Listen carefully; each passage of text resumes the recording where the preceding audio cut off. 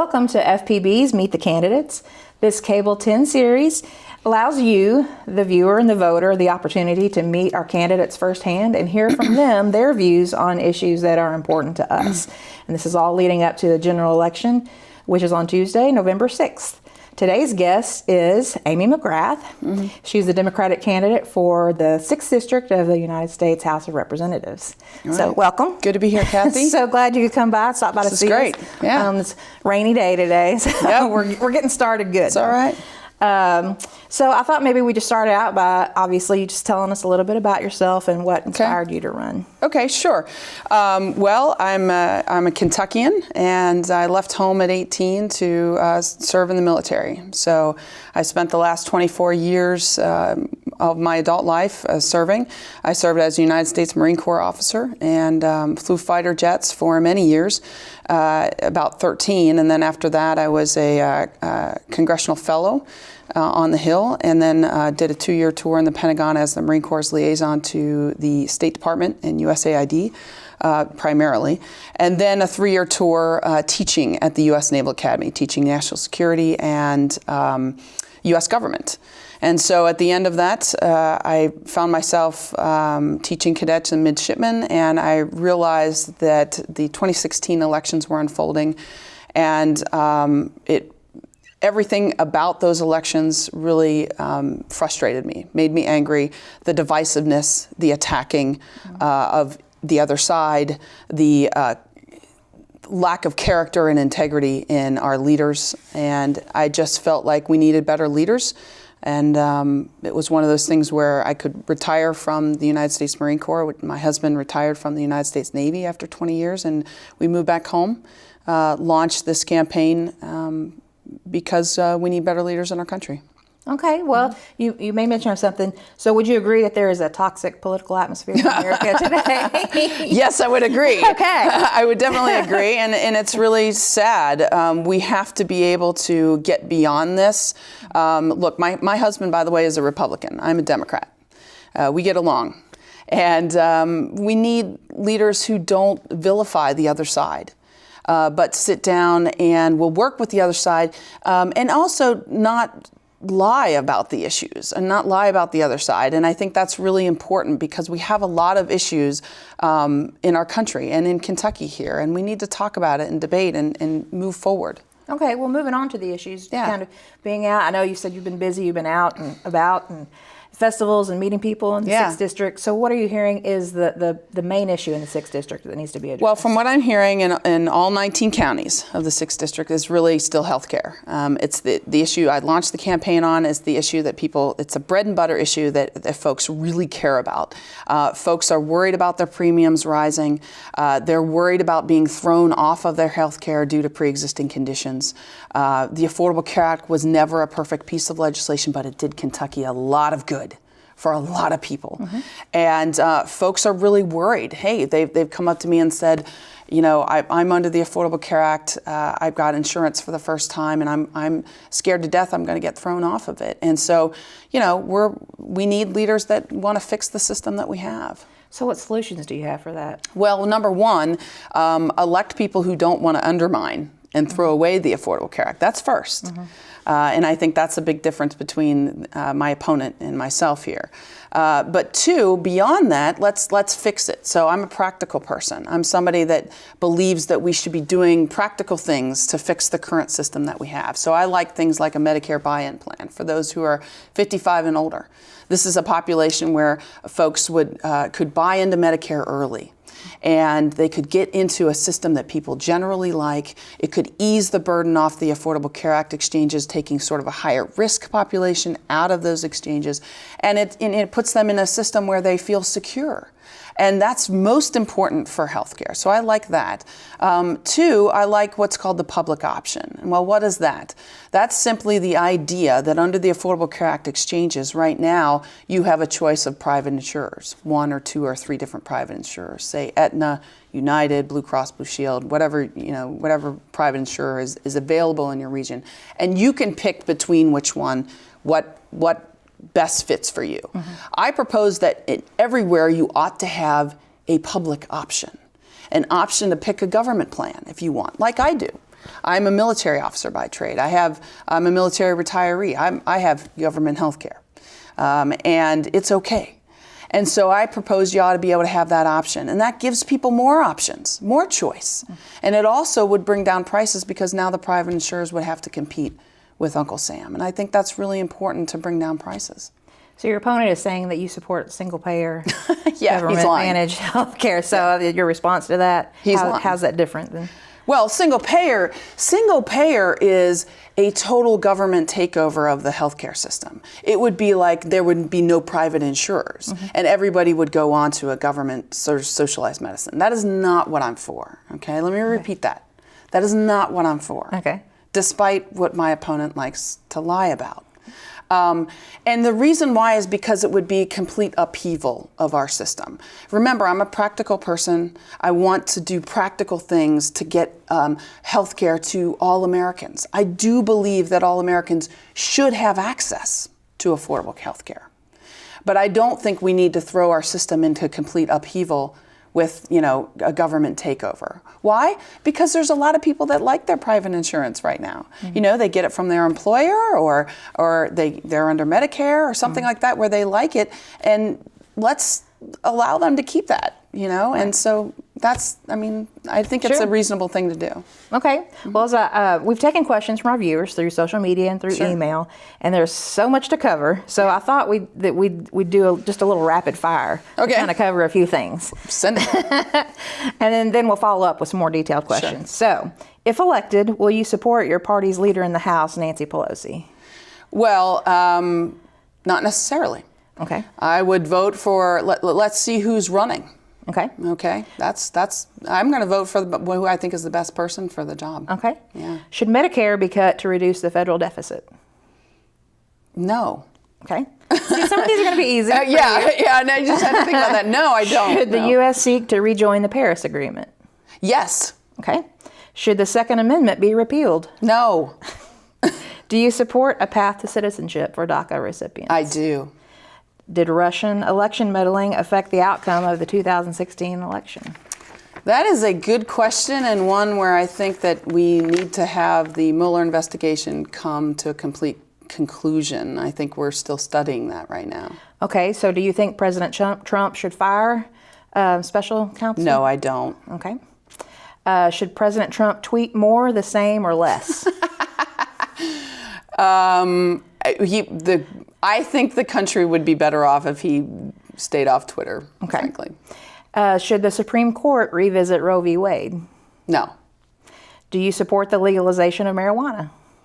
I support medical marijuana, the legalization of medical marijuana. Okay. Do you support the Iran nuclear deal?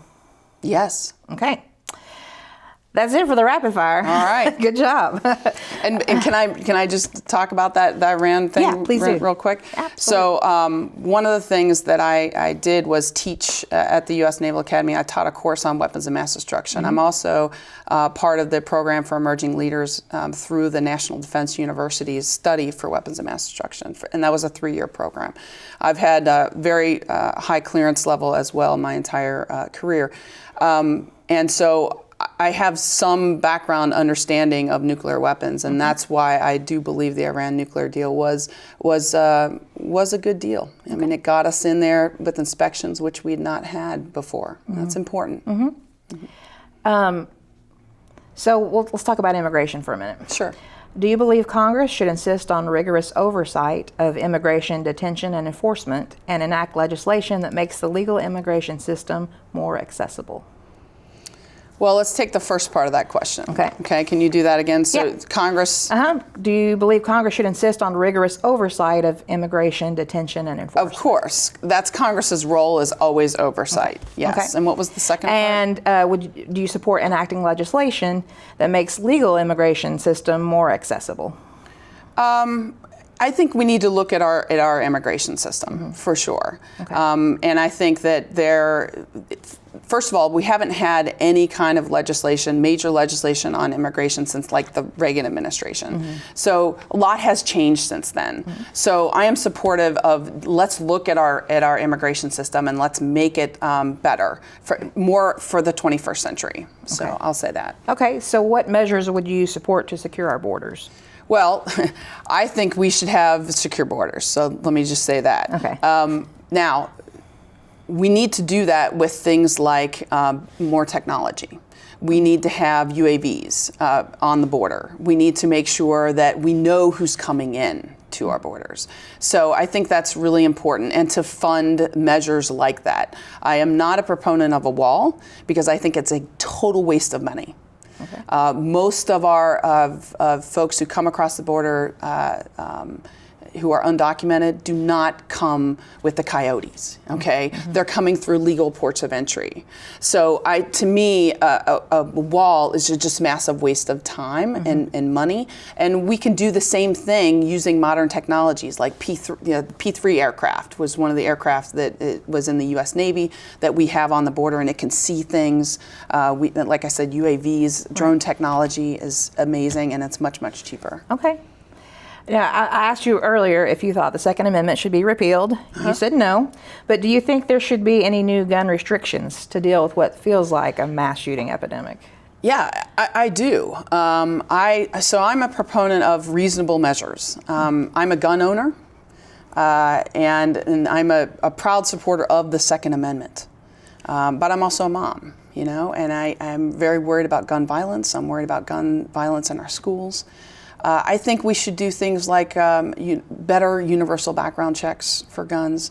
I think we should close the gun show loophole. I think we need to study gun violence as a public health issue through the National Institute of Health, which has been not able to do that in previous years. Yeah. So these are reasonable things. By the way, these are things that the majority of gun owners are for as well.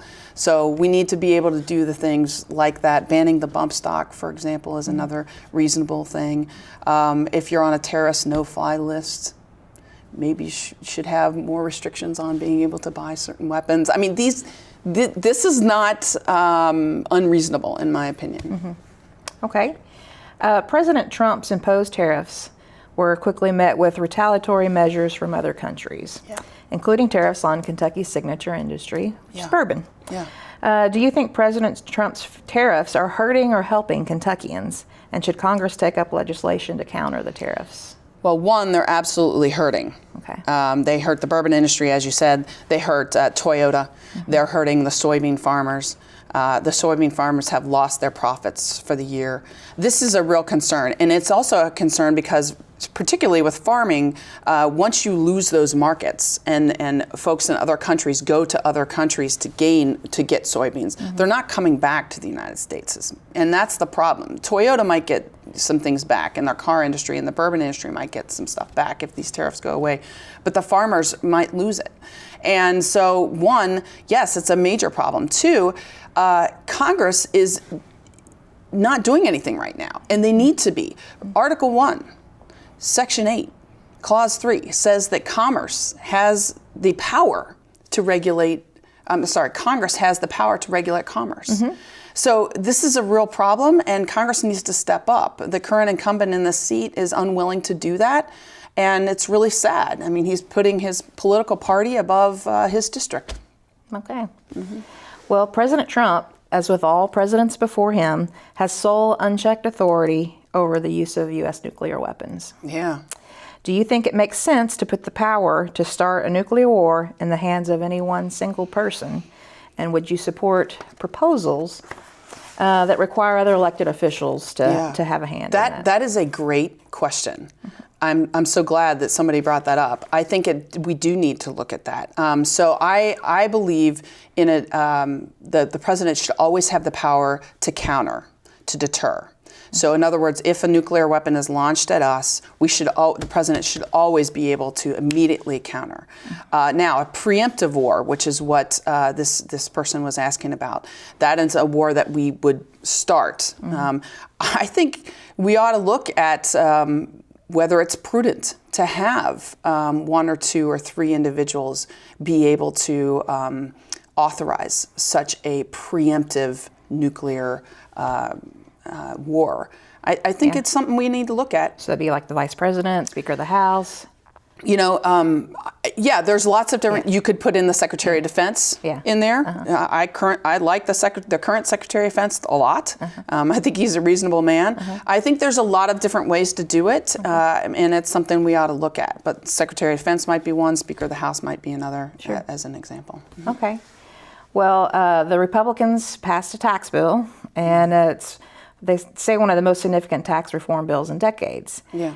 But with that, everyone is asking the same question. Will my taxes go up or down? Right. And who benefits the most from these tax cuts? Yeah. So unfortunately, it was a terrible bill because the vast majority of people who benefit are the wealthiest 1% in corporations, 85% of the people, of the beneficiaries. And, the thing about this bill right now is we were already in a deficit.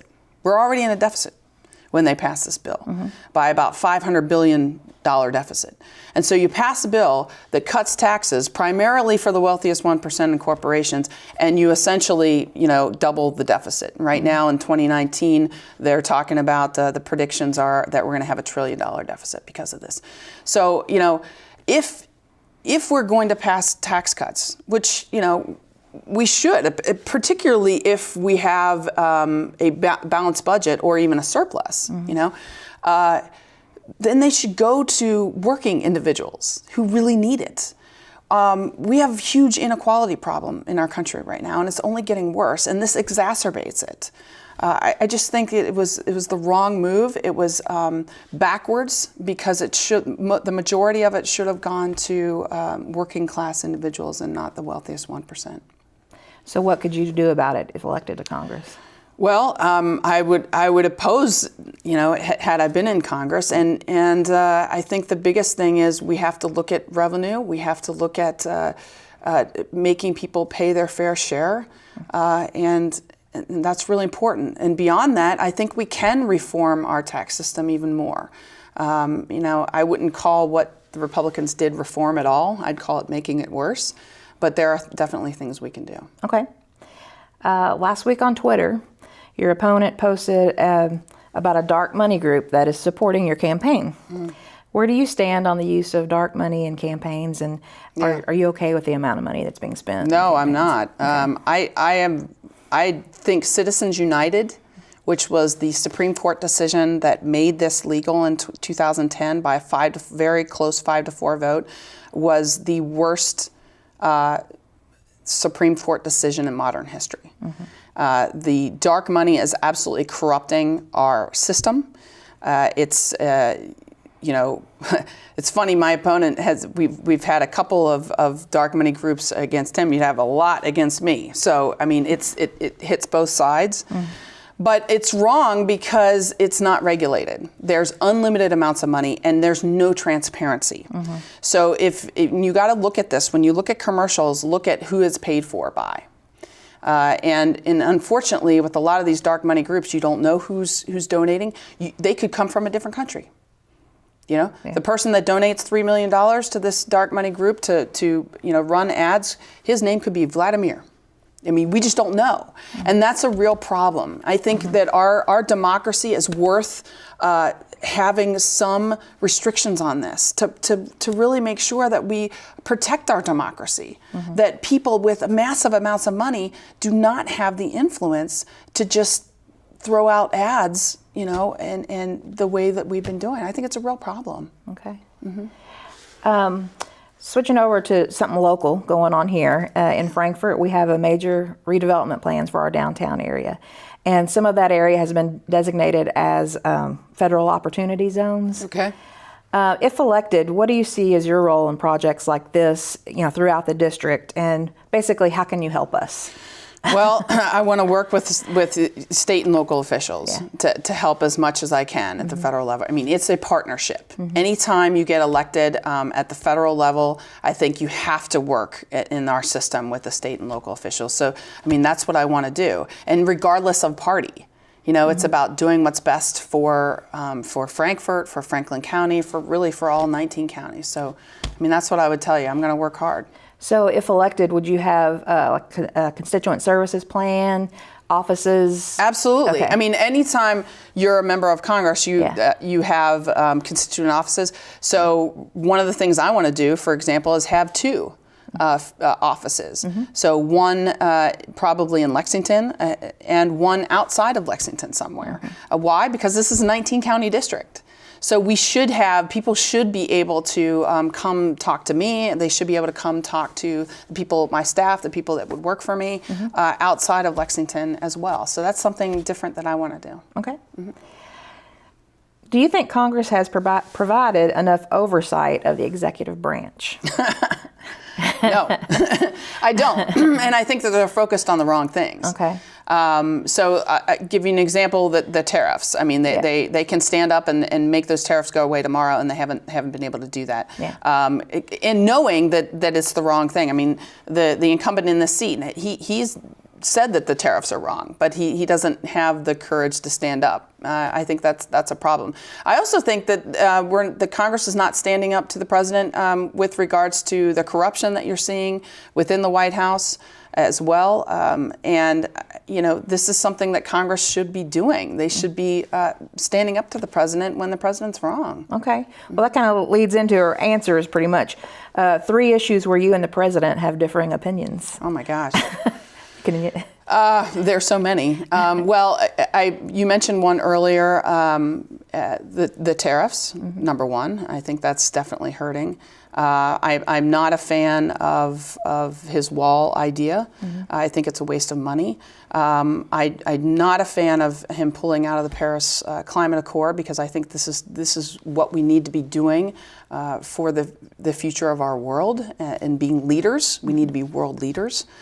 So I'm very concerned about that. And, in general, I think I'm very concerned that the president has disparaged our law and order agencies, our FBI, our CIA, and that's not what a president should be doing. We should be standing up for these agencies. These are people who are patriots, who have worked their entire life within our federal government, and I'm very concerned about that. Okay. So those are just a few things. Sure. Social Security is reportedly due to become insolvent in 2033. How would you protect Social Security for today's seniors and strengthen it for future generations? Well, I think that there are some tweaks that we can make to Social Security to make it solvent, and I think we need to be honest about that. So we're talking about through taxes, or through benefit cuts, or like a combination? And I think there's a lot of different things that we could be talking about to make it, to tweak it, that would not affect the senior citizens today. Okay. So 2030 is a ways away, and so I think there are things we can do that would potentially affect my generation or people younger than me with regards to those two things, with regards to revenues or when people get Social Security and that sort of thing. So I think that these are really things that we need to look at, but it's, right now Social Security is not the primary driver of the deficits. Okay. And it's not, I'm not worried about Social Security. Okay. What's the primary driver of deficits are really two things. The increasing cost of health care. That is the primary driver, because it's increasing the cost of Medicare, and it goes up higher in Medicaid every year. And the other one is our interest payments on our debt. So as our debt increases, that is the part of the budget that increases. And so those are the two things I'm worried about. I'm not worried about Social Security. I think we're going to be fine. Okay. I have one more question for you, and this is just kind of topical. What are the NFL players protesting when they kneel during the national anthem? I think they're protesting their perceived injustice of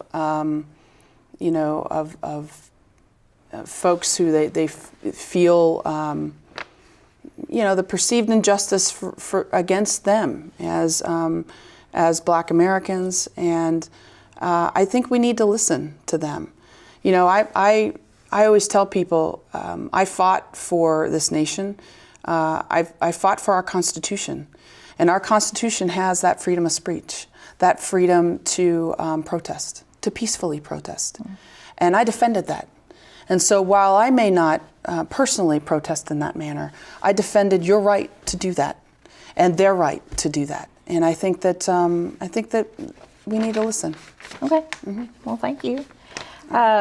Thanks for coming by today. I Great. appreciate it. It's good to be here. I know our viewers appreciate hearing directly from our candidates, Yeah. especially ones that aren't in Frankfort every day. So thank you so much. It's Amy Mcgrath.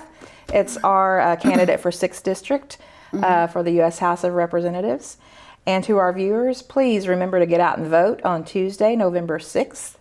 Then tune in to Channel 10 for our live election returns coming straight to you from the county clerk's office. So this is your opportunity. It's election season. Go ahead and go vote, get informed, and voice your choice. We'll see you next time on Meet the Candidates.